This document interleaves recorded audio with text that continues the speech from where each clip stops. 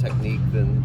Preparation, really, for the most part, we get a lot of technique from Coach B at practice, but it's really, getting into the tape, the cut-ups and all that stuff, and going, day by day, watching the cut-ups that we're supposed to for the situations that we'll have in practice.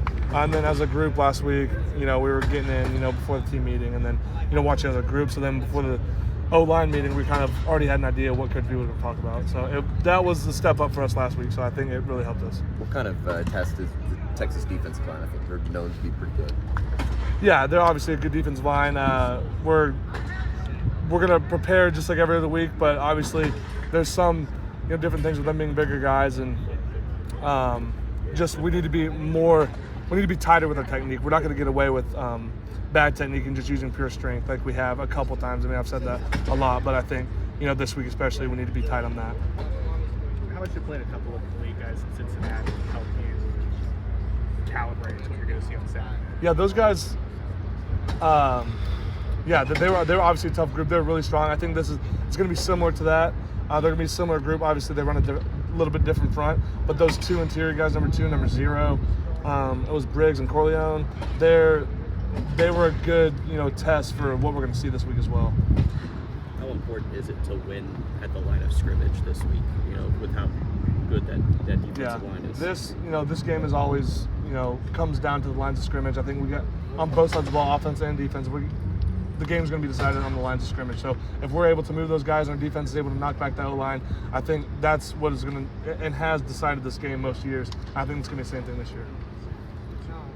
Against Alabama, that D-line, I think they got 5 sacks and kind of seemed to make the difference. How important will it be to keep Dylan clean? It's going to be very important to keep Dylan clean in the pocket. I think we've done a good job these past couple weeks, past couple games, and you can see we're able to get the ball out. Just giving Dylan time to go through his progressions is going to be important for us this week, but especially being able to move guys in the run game will be a good complement to that. What would it mean to you guys to come out with a win this week?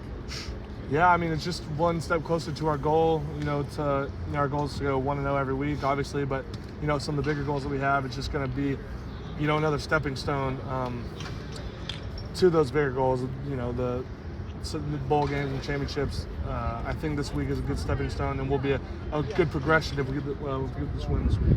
McKade, Find out about playing in this atmosphere last year. That's maybe going to help you this year get ready for it. Yeah, I found out that obviously we talked about the noise, talked about just what kind of different environment it is being half crimson and half orange, right? I think understanding, like I said, once you get deeper and deeper in that territory, your instincts and you're not going to be going out verbal calls anymore. You got to really be in tune to watching, the safeties or whatever, instead of, listening to Tyler saying out or whatever. Like, I'm going to have to start seeing it once we get deeper and deeper in there. So I think understanding that part of it, I've been stressing it to a lot of guys that down in there it's going to be impossible to hear. And we just got to be, tighter on the just instincts and just our having good eyes and things like that. McKade, I know this might be kind of an obvious question, but you talked about wanting to improve things in the running game, get that yards per carry up a little bit more. Maybe how important is it to not only for the offensive line to be in sync, but for the running backs to be in sync with you guys in terms of improving, that running game overall? Yeah, overall, I think the running backs have done a good job, just, working on setting up blocks, for our double teams, or if we're going up on linebackers, just setting us up to where, like, we don't have to outrun the linebackers. They can be set up, and basically the running backs can take them to us, and then they can bounce it out. So I think, having the running backs in tune with us, I think they've done a good job. But, obviously we can get better, and that will help the running game also.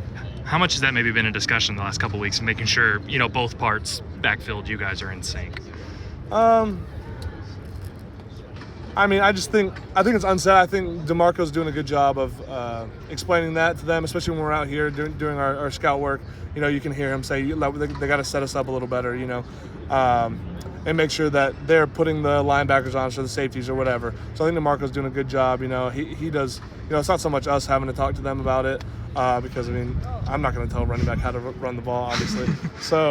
But I think DeMarco's doing a good job, and that's going to help. You should. That'd be interesting with DeMarco. Yeah, right. As far as this just being another game, I know that you guys say that you want to treat it like every other game, but is that hard? I mean, realistically? Yeah, it is hard, especially, around campus and all the outside noise. But I think, the good teams are the ones that can block out all of that. And if you treat it, if it's a nameless, faceless opponent, like we've treated the first 5 games, it's not going to matter who we play as long as we, are focused on the DNA of the team and their schemes and things like that. It doesn't matter who we play. We could play Alabama or Texas or whoever, and I think the outcome will be the same no matter who you play or depending on the game. So.